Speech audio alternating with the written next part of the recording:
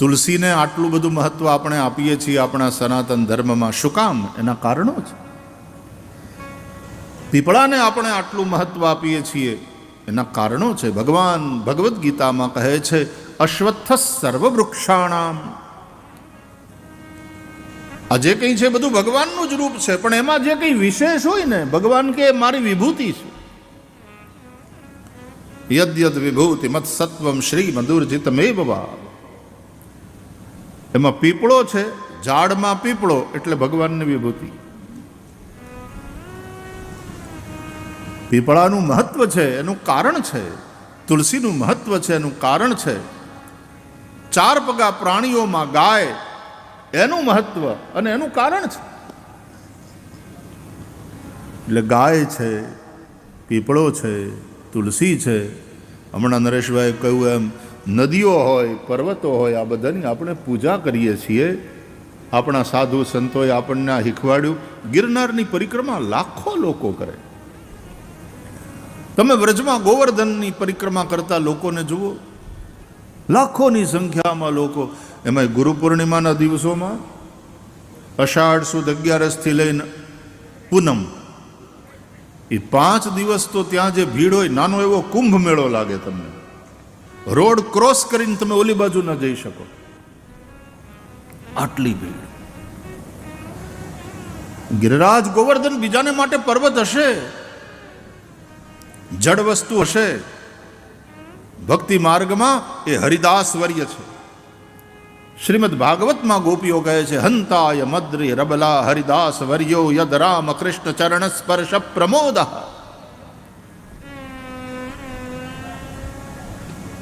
હંતાય હંત અયમ અદ્રી હરિદાસ વર્ય. અદ્રી એટલે પર્વત. આ જે અદ્રી છે, આ જે પર્વત છે એ હરિદાસ વર્ય છે, ભગવાનના ભક્તોમાં શ્રેષ્ઠ. એટલે ગોવર્ધનને વ્રજમાં ગુરુ માને છે. એટલે ગુરુ પૂર્ણિમાના દિવસોમાં આટલી ભીડ થાય, એટલે પરિક્રમા લગાવે. ગોવર્ધન ગુરુ છે. ભાગવતમાં શ્રી કૃષ્ણ કહે છે હું જ છું ગોવર્ધન, હું જ પર્વત. શૈલોસ્મી આમ કહી અને ઓલો જે અન્નકૂટ ધર્યો હતો ને એ આરોગે છે ભગવાન. તો ગોવર્ધન એ પણ ગુરુ, અને કૃષ્ણ પરમાત્મા એ પરમાત્મા તો ખરા, પણ આપણે એને જગતગુરુ પણ કહીએ છીએ. કૃષ્ણમ વંદે જગતગુરુમ. અને એટલા માટે જગતગુરુ ગીતાનો ગાયક, એણે ધર્મોપદેશ આપ્યો અર્જુનજીના માધ્યમથી. આજે આપણે બધા ભગવદ્ ગીતાનું પાઠ કરીએ, એનું ચિંતન કરીએ. પાર્થાય પ્રતિબોધિતામ ભગવતા નારાયણેન સ્વયં વ્યાસેન ગ્રથિતામ પુરાણ મુનિના મધ્યે મહાભારતમ અદ્વૈતામૃતવર્ષિણીમ ભગવતીમ અષ્ટાદશાધ્યાયિનીમ અંબ ત્વામનુસંદધામિ ભગવદ્ ગીતે ભવદ્વેષિણી. એ ગીતાના ગાયક શ્રી કૃષ્ણ જગતગુરુ છે. કૃષ્ણમ વંદે જગતગુરુમ. તો આપણા ઋષિઓએ આપણને સમજાવ્યું, વેદોની વાણી, ઉપનિષદોનું ચિંતન, એ પુરાણોમાં વ્યાસજીએ કથાઓ દ્વારા આપણને પીરસ્યું, પણ એ બધું સંસ્કૃતમાં. એટલે આપણા સંતોએ, પછી નરસિંહ મહેતા હોય, મીરાબાઈ હોય, સવારામ બાપા હોય, દાસ સતાર હોય, નરસિંહ મહેતા હોય, અનેક સંતોએ એ જ વાતોને સંતવાણીમાં પીરસી. એ વાણીમાં, એ શબ્દોમાં આપણને શ્રદ્ધા છે. એ મહાપુરુષોના એક એક શબ્દ આપણા માટે મંત્ર છે. આ શ્રદ્ધા છે એણે આપણને ટકાવી રાખ્યા છે. જો મૂળિયા ઊંડા નહીં હોય તો ઝાડ ટકશે નહીં. આ જ વાતને સંતવાણીમાં આપણા સંતોએ ગાય કે આવું મૂળ રે વિનાનું કાયા છે જાડવું રે. મૂળ રે વિનાનું કાયા જાડવું જીને પડ એન લાગે વાર રે. મૂળ રે વિનાનું કાયા છે જાડવું.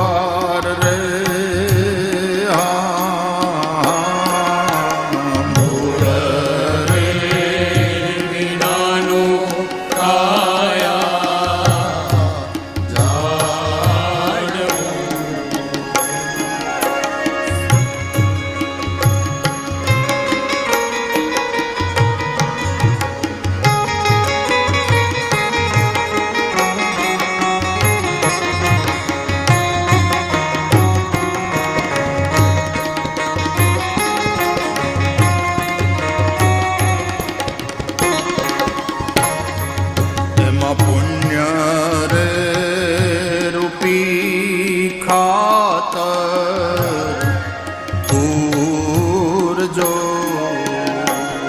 એમાં પુણ્ય રે રૂપી ખાતર પૂરજો.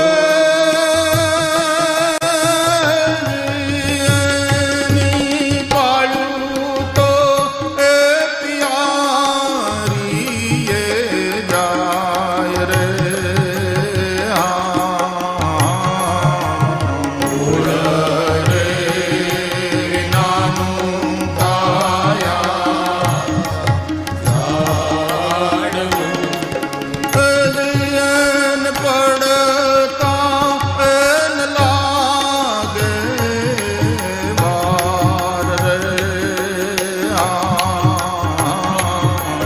મૂળ રે વિનાનું કાયા જાડવું જાડવું.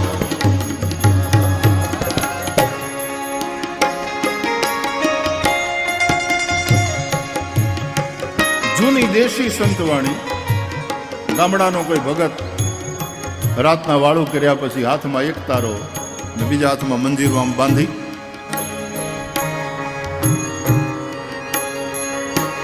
અને એના સુર ઉપર ભજન ગાતો હોય. એમાં સત્ય રે રૂપી જળને સિંચજો. સત્ય રે રૂપી જળ સિંચજો.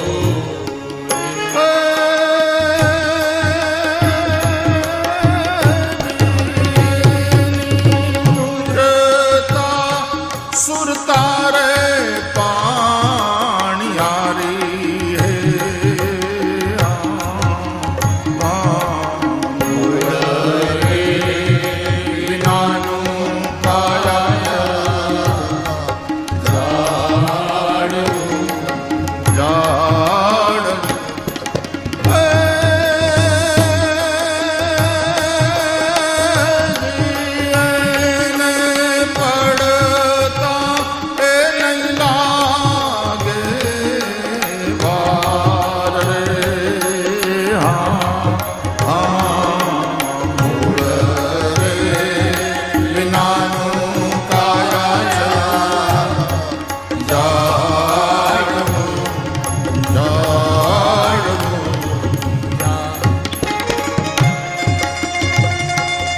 સંતવાણીના જે શબ્દો છે ને એના ઉપર ધ્યાન આપવું.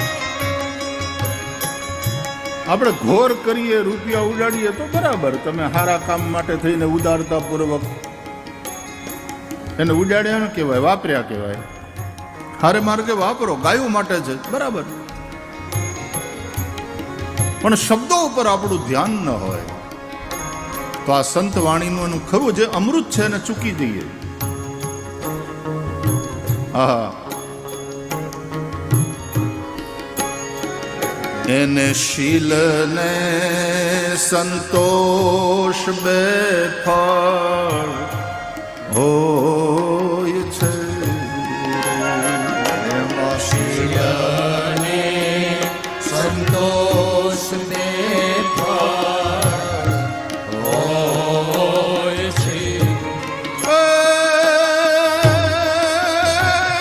ये तो हमारा एज फल जेवा होय रे. મૂળ રે જ્ઞાનું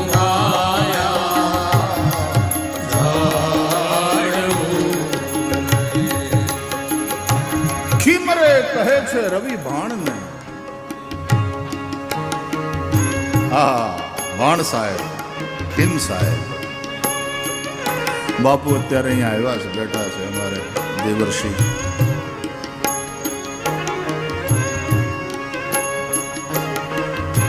આ વેદો અને પુરાણોએ કહેલી, પુરાણોમાં લખાયેલી આ જ વાત સાધુ સંતોએ ભજન વાણીમાં ઢાળી છે. એને શીલ ને સંતોષ બે ફળ હોય.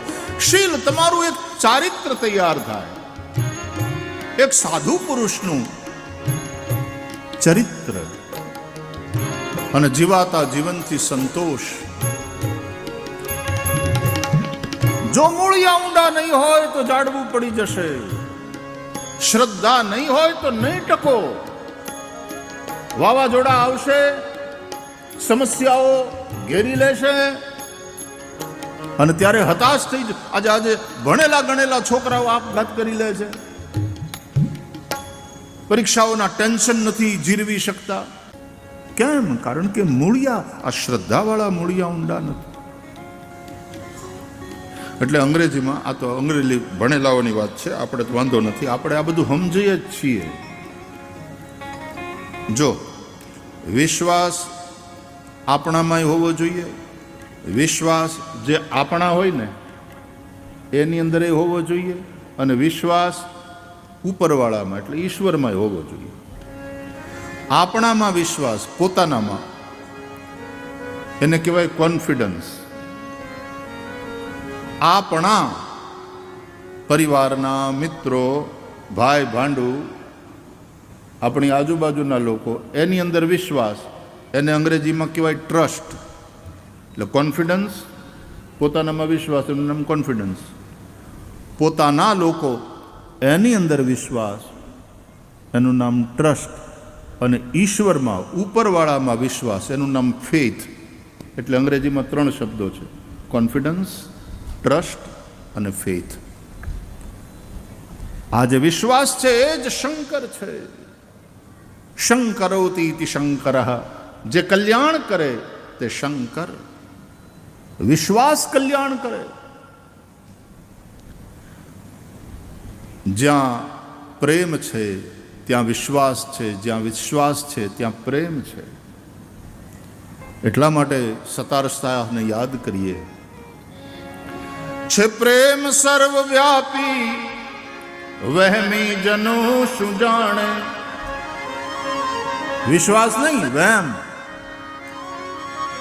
છે પ્રેમ સર્વવ્યાપી, વહેમી જનો શું જાણે.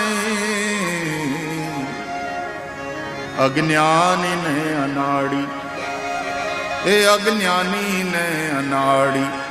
ઊંઘણશીને અઘોરી, અજ્ઞાનીને અનાડી. ઊંઘણશીને અઘોરી, કાનુડો કાળો કાળો, રાધા છે ગોરી ગોરી. કાનુડો કાળો કાળો, રાધા છે ગોરી ગોરી છેક નવલ કિશોર, છેક નવલ કિશોરી, છેક નવલ કિશોર છેક નવલ કિશોરી, કાનુડો કાળો કાળો.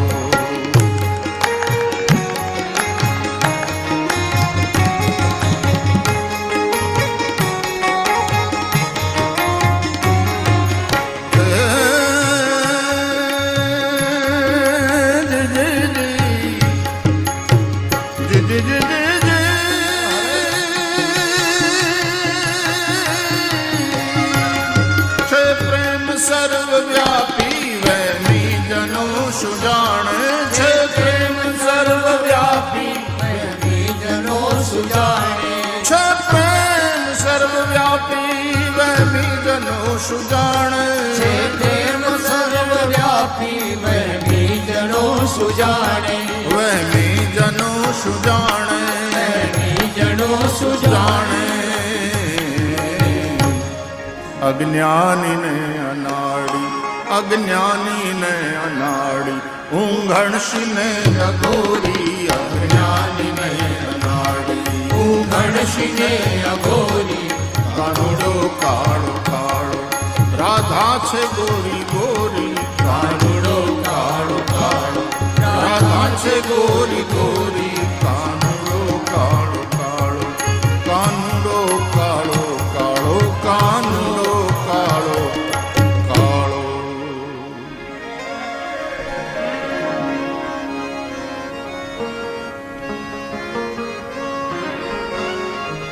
સતાર બાપુની જ લગભગ વાણી છે ને બીજી દાસ સતાર દાસ સતારની કે સતાર સાની જામી वो तो है નારાયણ સ્વામીનો અવાજ કાનમાં.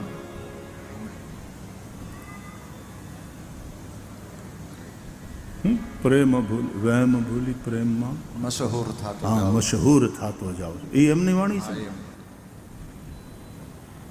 સત્ય અહિંસા વહેમ અને પ્રેમ એ બંને સાથે ન રહી શકે, અને પ્રેમને વિશ્વાસ વગર ના હાલે.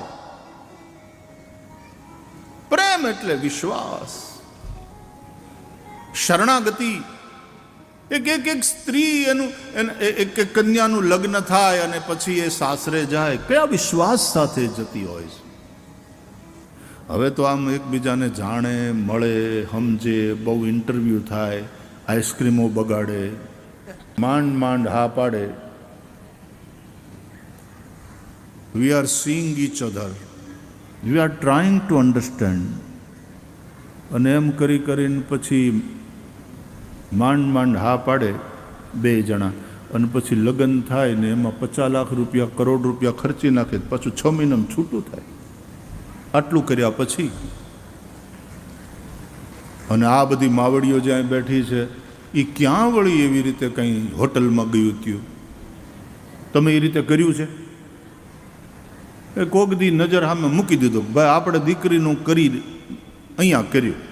અરે જૂના જમાનામાં તો ગોર બાપા વયા જતા કે આપણી દીકરી લગ્ન જેવડી થઈ, ગોર દાદા તમે જરા જાઓ ને ગોતો, અને ગોર બાપા ગોતતા. એ બધે ફરે, અને જ્યાં એને એમ લાગે કે આ બરાબર છે, આ ઠેકાણું, ત્યારે ત્યાં જીભાન દઈને આવે. અને અહીંયા આવી અને પછી પોતાના યજમાનને એમ કહે કે દીકરી બાનું હક પણ કરીને આવ્યો. એમ બાપા, વાહ વાહ વાહ વાહ, પધારો પધારો. ક્યાં દીકરીનો બાપો પૂછે, અને એને વિશ્વાસ જ હોય કે અમારા ગોરદાદા છે, અમારા કુલ પુરોહિત છે, અમારું ભલું જ ઈચ્છે, અમારી દીકરીનું સારું થાય એવું જ કરીને આવ્યા હોય. અને ગોર બાપા જીભાન દઈને આવ્યા હોય એ પેલો યજમાન પણ સ્વીકારે, યજમાનનું કુટુંબ સ્વીકારે, ઓલી દીકરી સ્વીકારે. એક વિશ્વાસ. પધારો. એક વિશ્વાસ.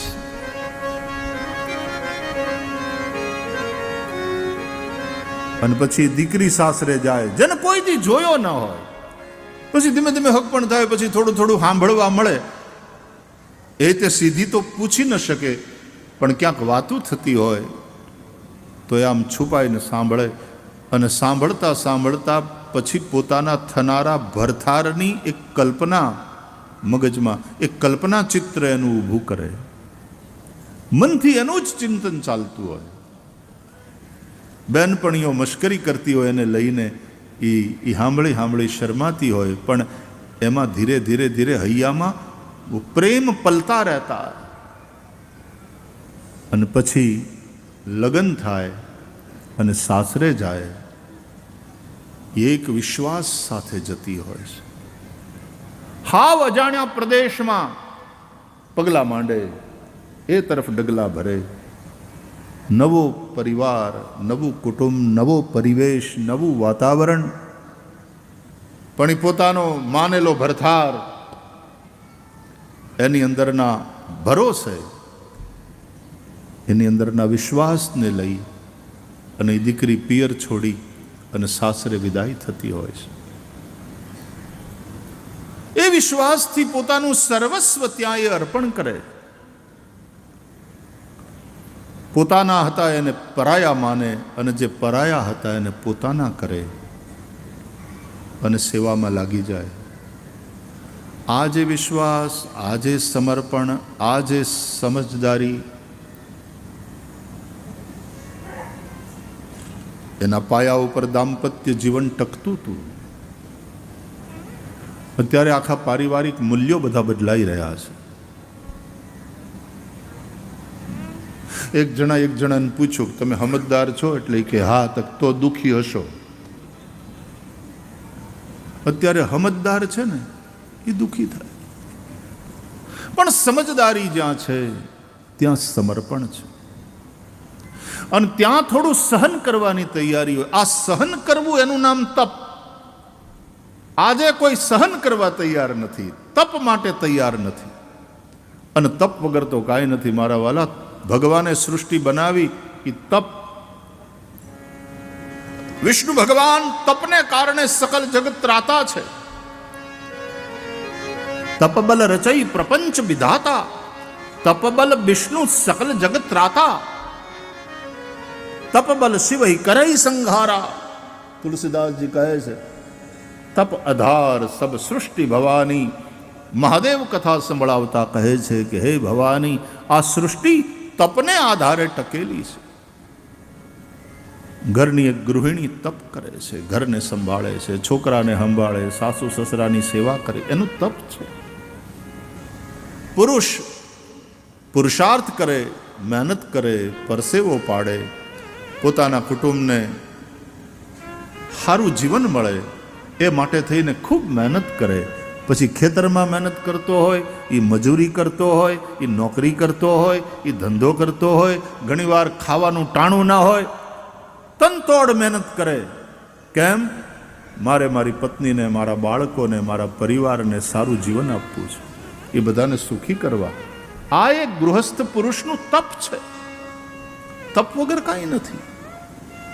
તપ આધાર સબ સૃષ્ટિ ભવાની. અને એના માટે થઈને જે સહન કરવું પડે, ભૂખ સહન કરે, ટાઢ સહન કરે, તડકો સહન કરે. આવા કાળા તડકે રોડનું બાંધકામ કરનારા જે મજૂરો, શ્રમિકો છે એને જોઈને જુઓ કેવું એનું તપ છે.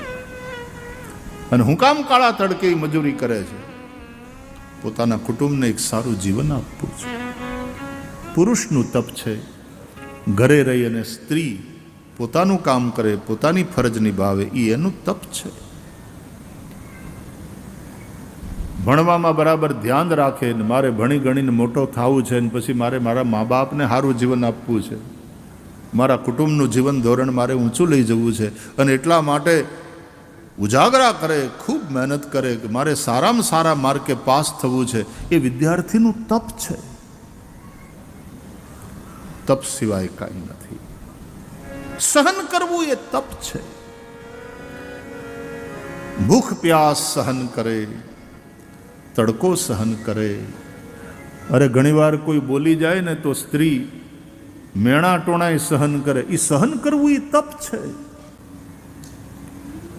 અને સહિષ્ણુતા એ કમજોરી નથી, એ તમારી શક્તિ છે. જન્મ શક્તિ હોય એ જ સહન કરે.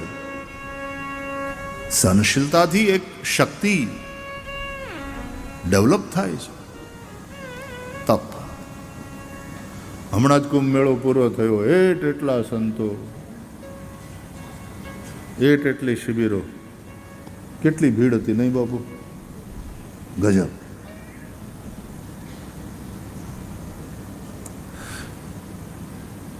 શિબિર તો મેં જોઈ હતી, પણ આ ભીડને કારણે ત્યાં સુધી પોગી ન શક્યો હું. અમે હતા સેક્ટર 9માં, ઠેઠ ઓલીકોર, હાવ બારોબાર. અને આની કોર આવવાનું થયું એ પછી ભીડે આમ અંદર જ રાખી મૂક્યા. એમાં છેલ્લા દિવસોની જે ભીડ હતી તો ગજબની ભીડ હતી. પણ એવા સાધુઓ, ખડેશ્રી હોય તો ખડેશ્રી જોઈએ, બોલો બેહદ નહીં. આમ હાથ ઊંચો કરી રાખે, હઠિયો તો હાથ ઊંચો કરી રાખે, ખૂબ હાથ નીચો જ ન થાય. એમાં કેવા નખ વધી ગયા હોય, હાથ આવ અહીંથી પાતળો થઈ ગયો હોય, હાડકાન ચામડા ચોંટી ગયા હોય, પણ તપ છે, સહન કરવું. ઉજ્જૈનમાં જ્યારે કુંભ લાગશે ને તો ઈ ગરમીની અંદર ત્યાં કેટલાય સાધુઓ તડકામાં અને ચારે કોર ધૂણી તાપે. કુંભમાં જવું એ તપ છે સાહેબ. પ્રયાગના કુંભમાં જાઓ એટલે ટાઢ સહન કરો, ઉજ્જૈનના કુંભમાં જાઓ એટલે તડકો સહન કરો, ગરમી.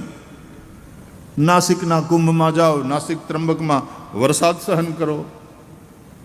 આ સહન કરવાનું છે, પણ ટકી રહેવાનું છે. તપથી ટકી રહે છે માણસ. તપ. અને આ તપ શ્રદ્ધા વગર ન થાય, આ તપ નિષ્ઠા વગર ન થાય, આ તપ પ્રેમ વગર ન થાય. ધણી પ્રત્યેના પ્રેમને કારણે એ પત્ની બધું સહન કરે છે. સહન કરે, હસતે મોઢે એની સહન કરવાની તૈયારી, એની કષ્ટ ઉઠાવવાની તૈયારી છે. મહાદેવ કહે છે, તપ આધાર સબ સૃષ્ટિ ભવાની. હે ભવાની, આ સૃષ્ટિ તપના આધારે ટકેલી છે. તો શ્રદ્ધા સ્થાનો જે આપણા છે, આપણા મૂળિયા, આપણી શ્રદ્ધા, એ આપણા શ્રદ્ધા સ્થાનોમાં આવતી આવી જાગતી જગ્યાઓમાં, એની પરંપરામાં, સાધુ સંતોની વાણીમાં આપણી શ્રદ્ધા બલવતી છે. ગોસ્વામી તુલસીદાસજી તો રામચરિત માનસમાં આ શ્રદ્ધાને કામધેનુ ગાય જેવી કે સાત્વિક શ્રદ્ધા ધેનુ સુહાઈ. જ્ઞાન દીપકનું જ્યારે વર્ણન કરે છે ગોસ્વામી તુલસીદાસજી, દીવો પ્રગટાવવા માટે કોડિયું જોઈએ ને કાપૂસ જોઈએ ને એમાંથી વાટ બનાવવાની હોય, પણ એમાં ઘી પૂરવાનું હોય ને. એ ઘીની જ્યારે વાત આવે ત્યારે શરૂઆત ગાયથી થાય. તો સાત્વિક શ્રદ્ધા ધેનું સુહાઈ. તુલસીદાસજી કહે છે, આવી જે સાત્વિક શ્રદ્ધા છે, ભગવદ્ ગીતામાં ભગવાન શ્રી કૃષ્ણે 3 પ્રકારની શ્રદ્ધા કહી છે. સાત્વિક શ્રદ્ધા હોય છે, રાજસી શ્રદ્ધા હોય છે, તામસી શ્રદ્ધા પણ હોય. આ તંત્ર મંત્ર ને આ ઝાડ ફૂંક ને એમાં હમણાં પાછું બહુ વધ્યું છે. પાછા એના વિડીયા સોશિયલ મીડિયા ઉપર ઘણા ને, એટલે એટલા બધા તંત્રમાં અઘોર પંથ છે, એમાં ના નહીં. પણ આ બધી તામસી આરાધનાઓ છે ભગવદ્ ગીતાના આધારે.